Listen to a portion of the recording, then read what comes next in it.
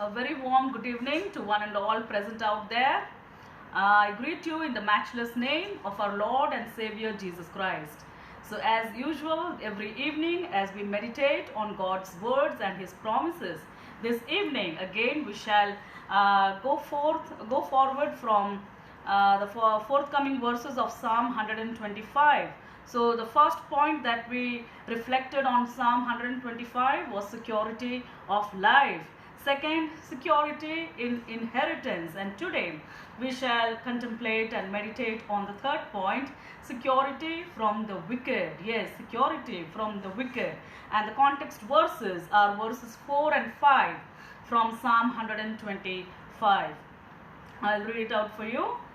Do good, O Lord, to those who are good, to those who are upright in heart, and those who turn to crooked ways, the Lord will banish with the evildoers. So you see, the snares of the wicked, the entrapment of the wicked is always around us. The evil people, men who plot the wrong things, men who plot against you, men who think wrong about you, they are the wicked. Anybody who doesn't follow the Lord's commands, who doesn't follow the moral codes, the ethics, he is a wicked. And every time you always see there is problem in the world only when human beings are against human beings. You see, animals or birds or plants or vegetations, flora, fauna, they never turn up against man, but it is always man against man. Your families, many families are destroyed because men plot conspiracies, evil conspiracies. So these are the wicked. So Psalm 125 tells you to stand firm in God because He gives you the security from the wicked. The wicked will not harm you. You see, in Matthew chapter 12 verse 33 we read, make a tree good and its fruit will be good, or make a tree bad and its fruit will be bad. For a tree is recognized by its fruit. A human being's life counts by what he does, by his deeds, by his thoughts, by his words, by his actions. So see, verse 4 starts from this. Do good, O Lord, to those who are good, to those who are upright in heart. So the first condition is you need to have an upright heart. You need to have a good heart. Your heart is from where everything springs out. Whether you do good or bad, it comes from your heart. Your good deeds come from your heart. Your bad deeds come from your heart. Your mind is not stable when you're doing something wrong. Your conscience pricks you. Don't do this. This is wrong. You're beating another fellow. You're speaking a bad word. You're telling a lie. You're harming your own conscience by not repenting, by not confessing. So you see, every man's heart has to stand in front of God. If you are good at thoughts, good at words, good your deeds, you will produce good deeds. Your life as a human being will count then. Charles Spurgeon has said, your goodness must come from your heart, not merely by words, merely from your lips. If you want to speak a good word, if you want to congratulate somebody who has achieved something good, without any jealousy, without any envy, without any pride or self-boasting, self-righteousness, say it straight away. Friend, I congratulate you for having accomplished this, for having achieved this. You see, your heart has to be clean. That is the point. If your heart has layers and layers and layers and layers of wickedness, evilness, almost your deeds are also going to be of that kind. A wicked man, an evil man, a bad-tempered man will never produce good fruit, will never do good deeds. His actions will always be bad. And that is what we are told we are warned in that sense. So God will do good only to those who are good at heart, who do good things. See, in Matthew chapter 12 verse 33 we read, make a tree good and its fruit will be good, or make a tree bad and its fruit will be bad. For a tree is recognized by its fruit. You see, just in the same way as a tree is recognized by its fruit, a human being is recognized by his deeds. How beautifully the verse says, if you want to be good, do good. If you want to reap good things out of God, do good things. This is what is expected. God will never bless the wicked man. God will never honor the man who is plotting bad things against his own friends. God will not honor, God will not receive those people in heaven whose hearts are devising wicked plans, conspiracies. They plot against their own fellow human beings. They don't want to live in peace. They don't want to cooperate with one another. There is always this hatred, ill will in between. Now, what is your stand? Fine, you are doing good, and the Lord is going to bless you. And most important thing is, He will bless you from those wicked people also. Amen. So this is what you need to be cheerful for. You need to thank God for this. Though you are surrounded by men's evil snares, evil desires, temptations, trials, tribulations all around, take heart that He is going to give you that security. That security will never come from any man. If a man is against you, how will you know that? In front of you, sitting next to you, he will praise you. He'll be a flatterer. He'll flatter you for all your good things, and you will be impressed. Oh, my friend is saying all right things about me.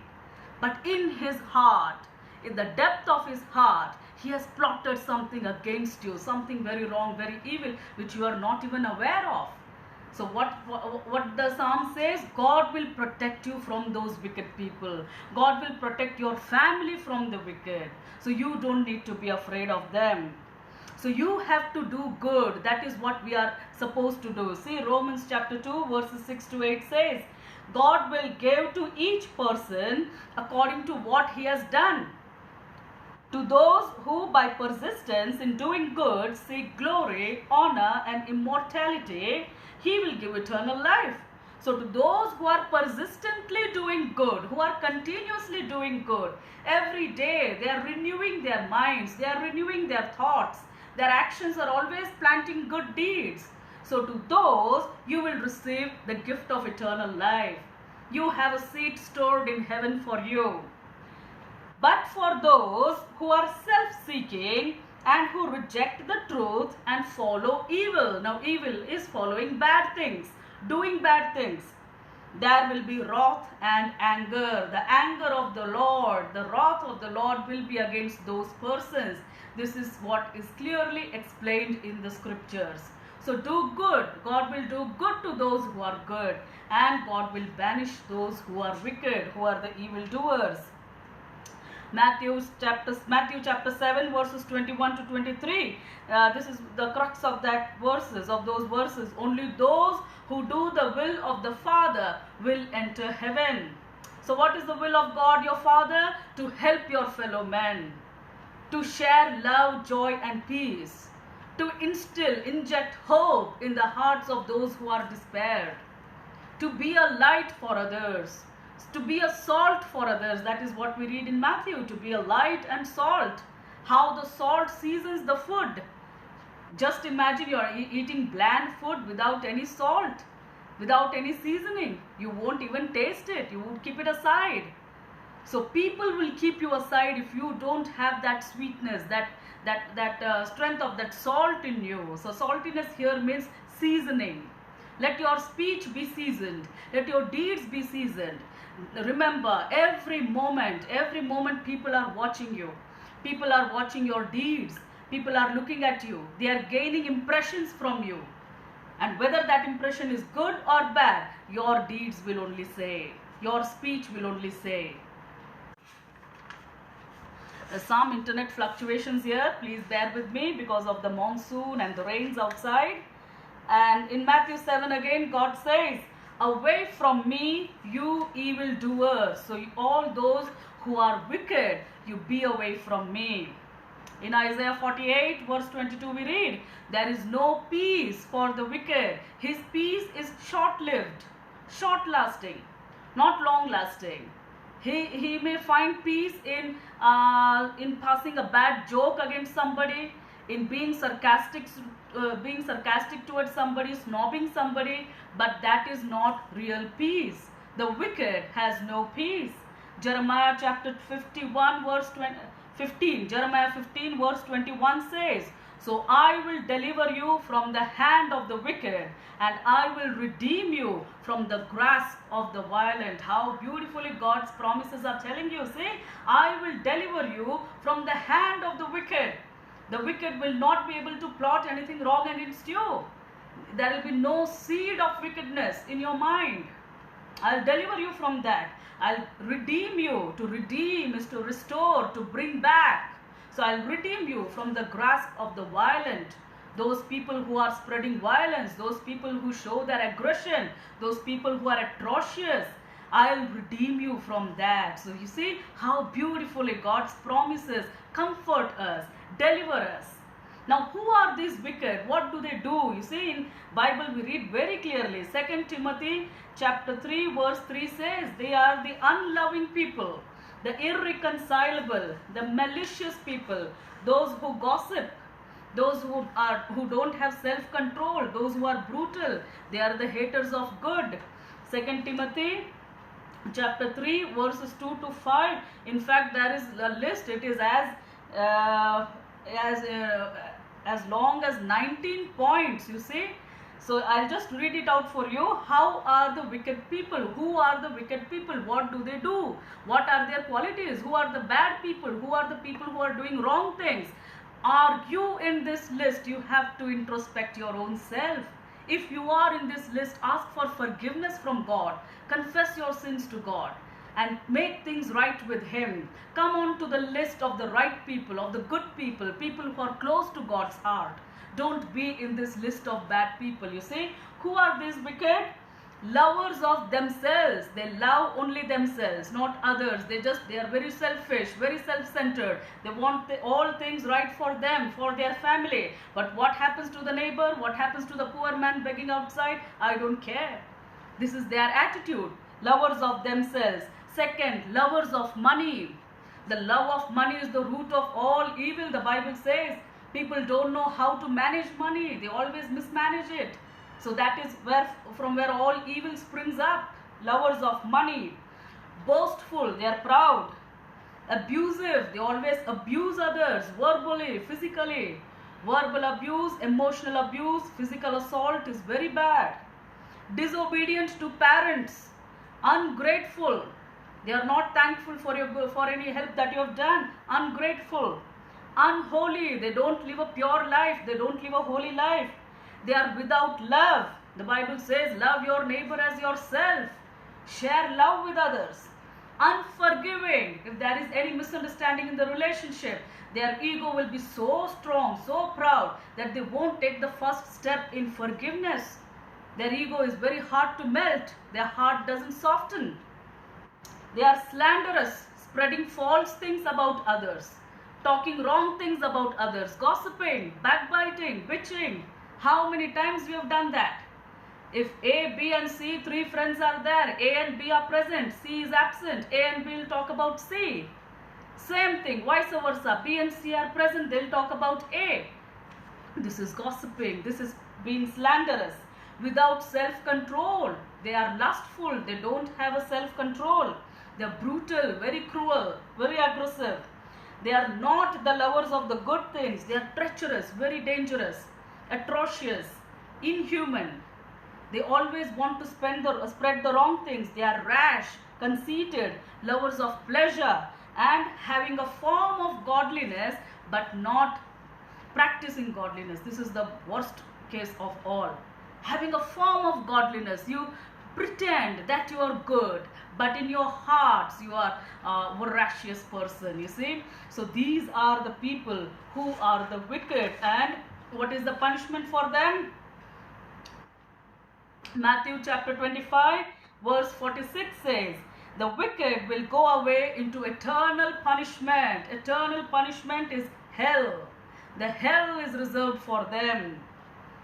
Psalm 32 verse 10 says, many are the sorrows of the wicked, though the wicked may live for a few moments, though he may live boastful life, he may be proud, he may be conceited, but that is only momentary, that is not permanent. You see, many are the sorrows, his sorrows will multiply. Proverbs chapter 2 verse 14 says, the wicked are those who delight in doing evil. doing evil. They rejoice in the perversity of evil. When anything wrong happens, they delight in that. They take pleasure in that. If you kill a human being, they take pleasure in that. That is wrong. God will ask an account of that human life. If you hurt somebody, if you torture somebody verbally, physically, emotionally, you are accountable to God. Don't do these wrong things. Proverbs 4:16 says, the wicked cannot sleep unless they do evil. They won't even get sleep. Their mind is always multiplying all the bad thoughts. How may I do evil? What may I do next? Beating, bitching, backbiting, hitting somebody, speaking bad words, spreading false things, false reports, spreading rumors. All this falls in this category. So such person cannot even sleep until he does something evil, something wrong. Yeah, Proverbs 11:21 says, the wicked man will not go unpunished. There is punishment reserved for him. Don't fall into the wrath of God. Don't come into the anger of God. Be protected and shielded and supported and comforted by His grace. Be thankful to God. Don't be like the wicked. If you have done anything wrong, ask for forgiveness from God immediately. If you're unforgiving in a relationship, you see, many problems in marriage happen because of this. Either the husband or the wife fails and forgets to say sorry. Just a word, sorry, fine. No ego, that's it. Remove all your pride, remove all your ego. Take the first step. So many families will be saved. So many marriages will be protected. Don't fall into the line of the wicked. Don't become an evil person. And Psalm 11 verse 6 says, upon the wicked, God will rain snares. Snares is problems, temptations, worries. Fire and brimstone and burning wind will be the portion of their cup. Fire and brimstone, you cannot handle that. So this is symbolic of hell. So this is the punishment reserved for the wicked. So friends, we need to ponder on these things very deeply. You see, we need to understand that we have to set things right with God and man. If we have been unforgiving in any way whatsoever, if we have been unloving to others in any way whatsoever, if we have been spreading bad reports about anybody, there are some people who would say, I can't even stand that person, stand that lady, women most importantly. I can't stand her company. You know, they keep judging, they keep spreading slander. Don't do this. This is not of God. This is not what God expects from you. Live a peaceful life. Live a happy life. Spread joy, happiness, delight everywhere. That is what is expected. So we have the security in God from the wicked. He protects us from the wicked. Whatever bad people may surround us, whatever bad things they may plot against us, nothing is going to affect us. Remember, Isaiah 54 verse 17 says, no weapon that is formed against you shall prosper. Many will be the weapons that the wicked will rise up against us. Weapons of jealousy, weapons of anger, weapons of rage, weapons of dissensions, weapons of discord, weapons of envy, weapons of pride. But nothing will stand against us because you are good and God appreciates your goodness. Amen. So let us look to the Lord in prayer. Our gracious and most holy Heavenly Father, we thank you, Master, for this beautiful time of devotion you have given to us. Thank you, Lord, for your specific verses which tell us very clearly, in clear terms, how to live a good life, how to be peaceful with others, how to be channels of peace, and what will be the punishment for the wicked. Lord, we know that wicked has eternal punishment in his domain. He is cast into damnation. And please protect us, Master. We know that we are secure from the wicked because that security comes from you, Lord. None of the snares of the wicked that is cast against us will overcome us because you are there to protect us. You are the one who protects us from gossipers. If people gossip about us, we don't have to worry. It is you who will judge. If people spread false reports about us, if people slander against us, that is up to you to handle, Heavenly Father. Lord, we thank and praise you for your beautiful verses. We pray for all my near and dear ones who are watching this program live, this prayer live and are praying with me. Lord, I pray you bless them, guide them, and answer their prayers, Heavenly Father. Be a solution to them, Heavenly Father. Lord, help us to do only and only the good things, Master. Help us not to fall in the list of these people who are the wicked. Help us not to do what they, help us not to imitate them, copy them. But there is security for us from the wicked. Also, Lord, we pray for our nation. We pray for those patients who are affected by the COVID pandemic. Lord, this COVID-19 be done away with, Master. Let your glory be revealed, Heavenly Father. Wherever people are sick, wherever people are admitted in the hospitals, all our elderly people, our parents and grandparents, we pray for them, Master. Those who are suffering from comorbid conditions, their blood pressure, their sugar, diabetes, everything should be in control, Heavenly Father. Let them live a peaceful life. Lord, we pray for all our families, Master, all the husbands and wives and children. Let them be united for thy sake, Heavenly Father. Let them be peaceful, Heavenly Father. We pray for all the broken families, the broken marriages. Lord, we pray that you stick them together, Heavenly Father, by your Holy Spirit.